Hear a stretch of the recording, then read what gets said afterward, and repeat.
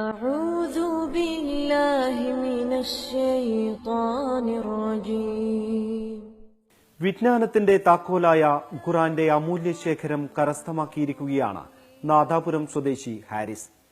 22 carrot സ്വർണത്തിൽ പൂർണ്ണമായി കൈകൊണ്ടെഴുതിയതാണ് ഇതിലെ എല്ലാ ആയത്തുകളും. 2 കിലോ ഭാരം വരുന്ന ഈ സ്വർണ്ണ ഖുർആന് 70 ലക്ഷം ദിർഹം അഥവാ 12 കോടിയിലേറെ രൂപയാണ് മതിപ്പ് വില.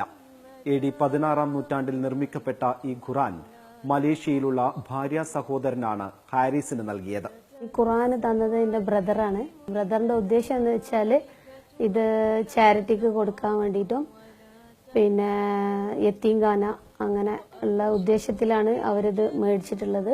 17.5 സെന്റിമീറ്റർ വീതിയും 24 സെന്റിമീറ്റർ നീളവുമുള്ള ഖുർആൻ ചൈനയിൽ നിർമ്മിച്ചതാണെന്ന് രേഖകൾ വ്യക്തമാക്കുന്നു. AD 16 മുതൽ 18 വരെ 50 വർഷം ഓട്ടോമൻ സാമ്രാജ്യത്തിന്റെ കൈവശമായിരുന്നു ആദ്യം. പിന്നീട് 339 വർഷം ചൈനയിലെ മുസ്ലിം ടീച്ചേഴ്സ് സൂക്ഷിച്ചു. സ്വർണ്ണ ഖുർആന്റെ 7ാമത് ഉടമസ്ഥനാണ് ഹാരിസ്. 2 വർഷത്തോളം സമയമെടുത്ത് രേഖകളെല്ലാം ശരിയാക്കിയതിനു ശേഷമാണ് ഖുർആൻ പ്രതി മലേഷ്യയിൽ നിന്നും അബുദാബിയിൽ എത്തിച്ചത്. സുവർണ ഗ്രന്ഥത്തിന്റെ അമൂല്യശേഖരം വീട്ടിലെത്തിയ ശേഷം ഐശ്വര്യം കൈവന്നതായി ഗൃഹനാഥൻ പറയുന്നു. ഖുർആൻ പഠിച്ചു കഴിഞ്ഞാൽ പിന്നെ എൻ്റെ ജീവിതത്തിൽ എല്ലാമായി. പിന്നെ ഞാൻ മരിച്ചു കഴിഞ്ഞാൽ പോലും അതിനെനിക്ക് പേടിയില്ല എന്നുള്ളതാണ് നമ്മളെ വിശ്വാസം. അമൂല്യ സമ്പത്തിനെക്കുറിച്ച് പുറം ലോകം അറിയണം, ചരിത്ര വിദ്യാർത്ഥികൾക്ക് ഉപകരിക്കണം. അതുകൊണ്ട് തന്നെ സ്വർണ്ണ ഖുർആൻ ഏതെങ്കിലും മ്യൂസിയത്തിന് കൈമാറുകയാണ് ലക്ഷ്യം.